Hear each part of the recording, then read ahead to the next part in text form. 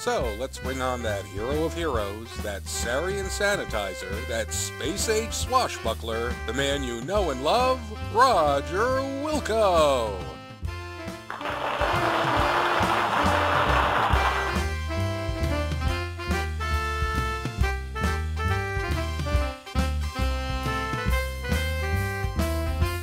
So, Roger Wilco, hero of Xenon, how goes it?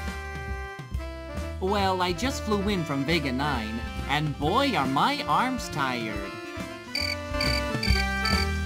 Oh, Roger.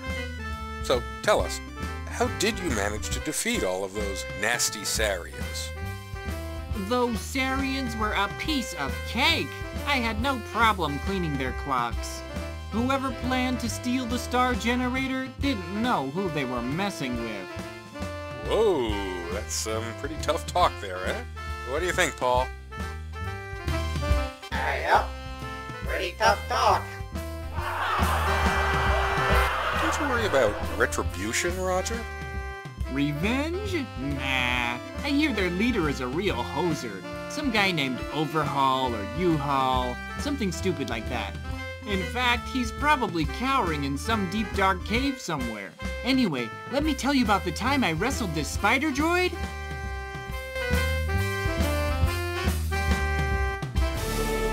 How dare this puny, insignificant life form insult my superior intellect? I'll teach him to make monkeys out of my men. Get me, Wilco. I'll not stand to be made a fool in front of the whole universe. I'll squash him like a Velcron fly. Can't we finish watching other droids first, boss? Don't question me, banana breath. I said move! Wilco.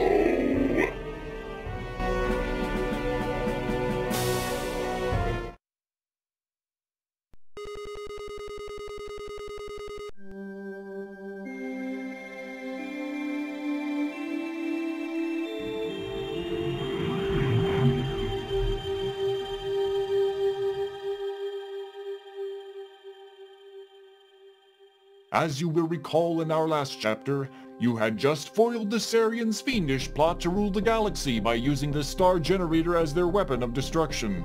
You became a hero by saving countless lives and returning the star generator technology into safe hands. Life was beautiful.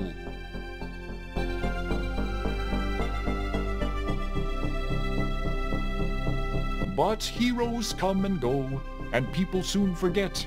Your celebrated herodom slowly fades, leaving you, once again, a janitor. The promotion to head janitor was no consolation, especially since you are the only member of the janitorial staff, nor was the transfer to Orbital Station 4. Sweating like a pork beast in a pressure suit while relocating space debris in zero gravity just wasn't your idea of a good time. Life sucks, again.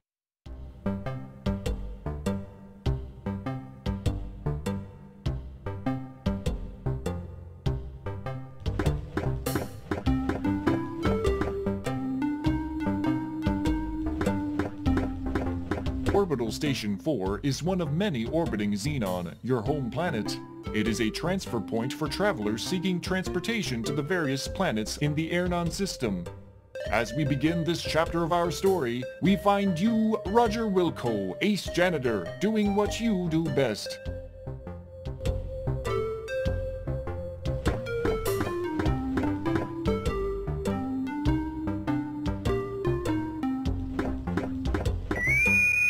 A beep emanates from your wristwatch. You release your grip on the broom. The broom floats away, never to be used again. That makes the third one this week. Wait till your boss finds out.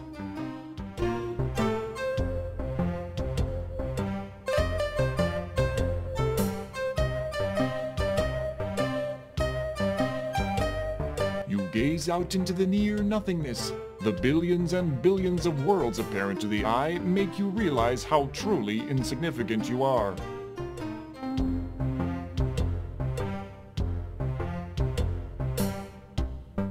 You can't pick the logo off the iWatch.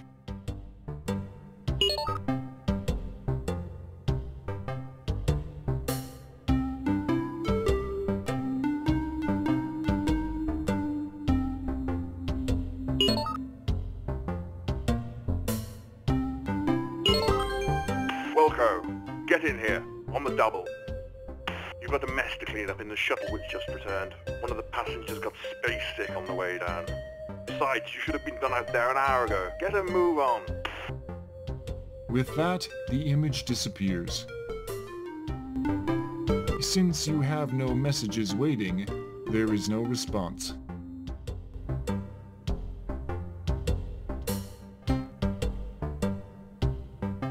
It looks to be a small moon of some sort.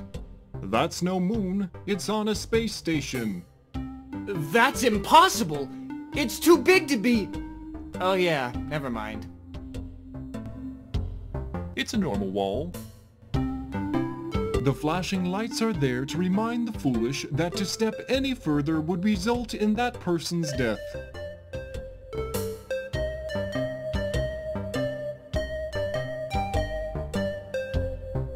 Due to an obvious lack of common sense, you have stepped off the edge, lost your magnetic grip of the ship, and drifted to your death.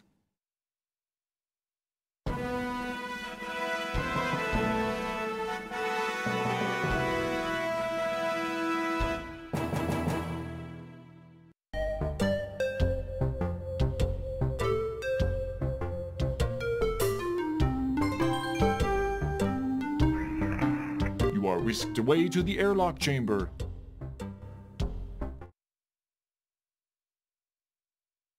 Stand by for decontamination.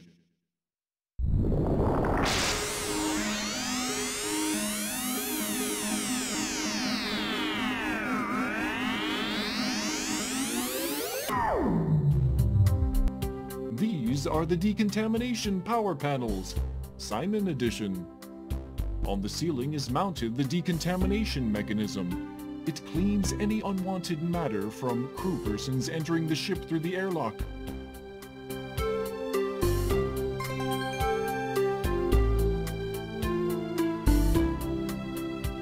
The suit smells as if the wearer's personal hygiene leaves something to be desired. Try smelling it and then think if you really want to taste it. It smells a lot nicer than your EVA suit. You open the only locker for which you have a combination. Phew! Putrid waves of stench waft forth. You can't recall the last cleaning it received. You bravely peer into the locker to find a Kubik's Rube puzzle and your athletic supporter, which you take.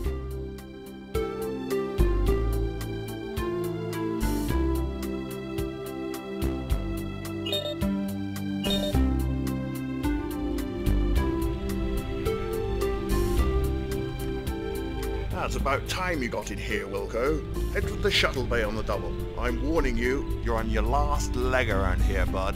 One more screw up and you're history. Bob, send Roger here directly to the shuttle bay and nowhere else until the job is completed. You hear that, Wilco? No napping in closets.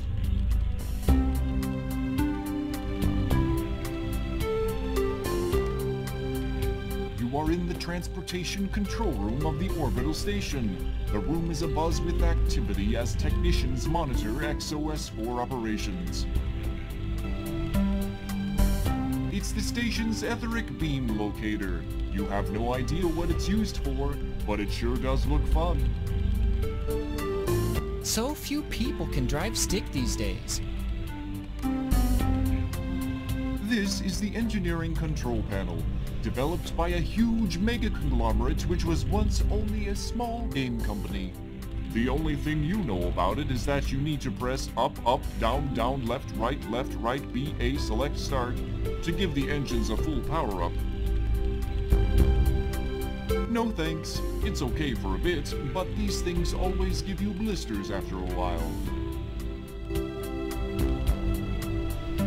He's a balding man, luminous veins stand in bold defiance to the planes of his temples. Funny, you think? He looked much healthier when you first came aboard. Smelling your boss could get you fired. Licking your boss would get you fired. Even if it got you promoted, you would likely end up wishing for the rest of your after-hours life on Xenon 4 that you got fired. Not here. People are around. This guy's name is Bob. You owe Bob money. Bob smells funny. Not here. Chief's not happy with you, Roger. You better get over to the shuttle bay soon. By the way, you still owe me 20 buckazoids. You'd best cough it up soon. Better get moving, Roger. And don't forget the 20 buckazoids you owe me. These crew people are working hard. This is the pneumatically powered Artificial Labor Master, or POW. It is used on all space vessels since studies revealed that the most common activity for ship crews to do, more than maintenance tasks, computer work, and organizational work combined, is pass gas. The POW uses this to power its circuits and generate motivational phrases meant to inspire people to work more and pass gas less. However, the POW became self-aware and realized that if it became ultimately successful, it would not have the gas pressure needed to survive. Since then, all POWs have done is encourage lazy behavior and convince the higher-ups that everything is going fine. The crew of the space station enjoy this greatly, and it has since been hailed as a wonder of bureaucracy, winning several awards. The official name of the transport tubes are the compulsory repeated activity pipes. Everybody just calls them spit tubes, though.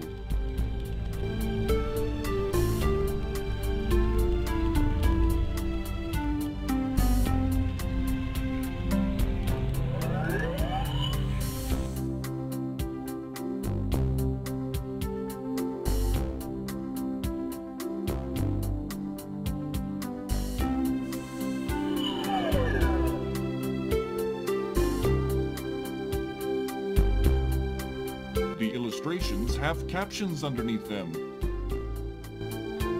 The top picture appears to depict laser beams, captioned with, "In the case of terrible enemy laser blasts." The middle picture is a house, captioned with, "You should have stayed at home and away from space." The bottom "No" symbol has a person laying down inside it. It is captioned, "No retirement benefits for you." It's a large space metal door. This panel controls the door, the fuel pump, and the ship maintenance diagnostics, while the readout gives you feedback on what you're doing. This panel controls the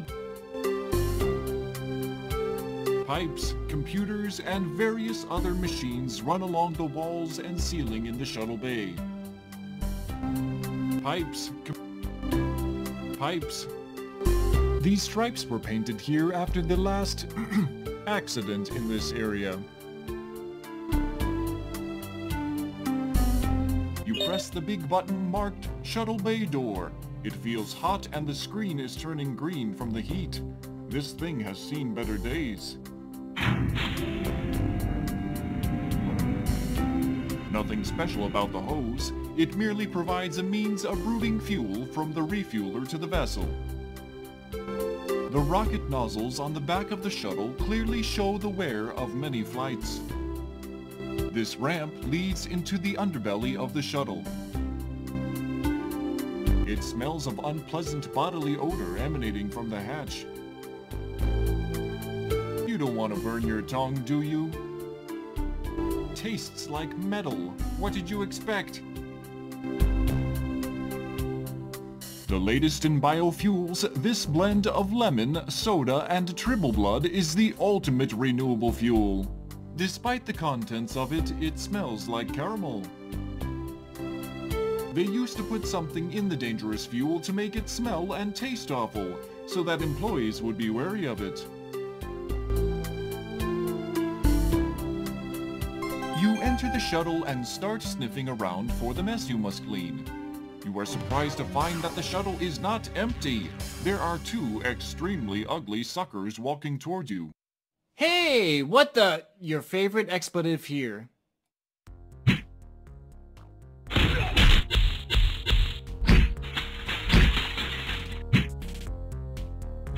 test is cut short as two interstellar ruffians proceed to thump you unconscious. Everything fades.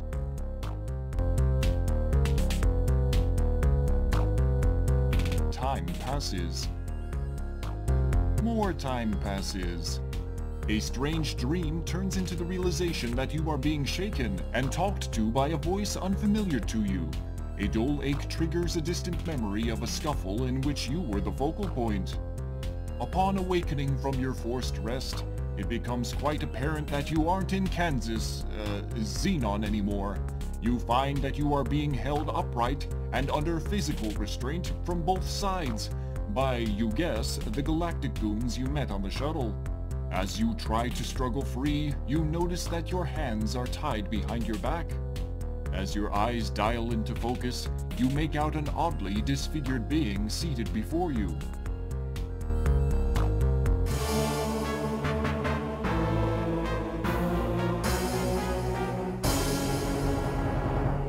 He is a sagging mass of flesh that appears to have been human at one time. Tubes and wires extend from his body, leading to machines which keep him alive. Well, did we have a nice nap? I thought we would have to resort to drastic measures to wake you. Oh well. Welcome to my humble fortress, Roger Wilco. The name's Vohaul. Sludge Vohaul. I was the genius behind the star generator when it was in its concept stages. It was to be my ultimate war weapon until some sissy-man scientist decided it would be better use saving lives rather than destroying them. What a waste of technology. Excuse me if I sound bitter. Anyway, you ruined my Sarian operation. I was going to use the star generator to make Xenon pay for what they did to me. They were going to know my wrath in a big way. You somehow managed to change all that. Oh, I suppose I should have known better than to use those mental midget Sarians.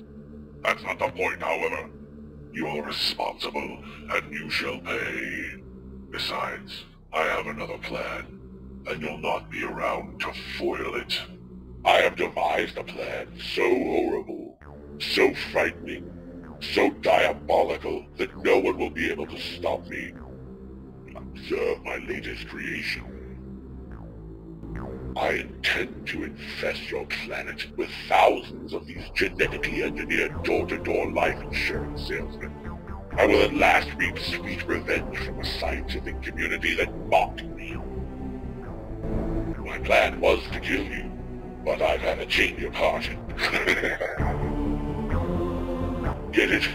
He peers down at the hoses protruding from his chest, which are connected to a life support system.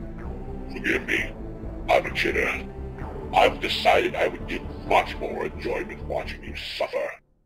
My associates will escort you to the wonderful little planet of Labion, where you will perform many painful hours of manual labor in my mines. Be seeing you. An injection renders you unconscious. Your drugged carcass is loaded onto a shuttle. Upon reviving, you look through the viewing port to see Vohaul's massive asteroid fortress getting smaller.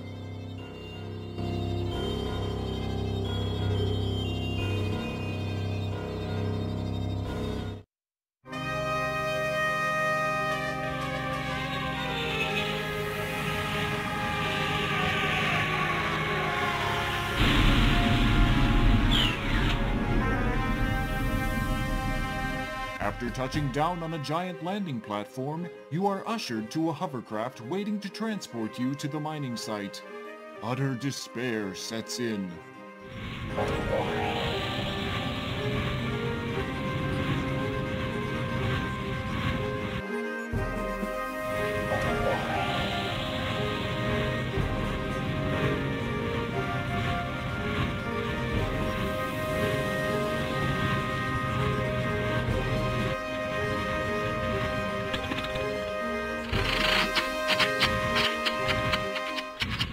Uh-oh. Ah, great. Now I suppose we're out of fuel. Way to go, dwarf breath. Don't blame me. It was your turn to fill up. You're always forgetting to do it. Wait till the master finds out. You're in big trouble. Hey, don't talk to me that way, you slime bucket. I filled it last time, dipshit. The argument between the two guards is cut short as gravity reasserts itself.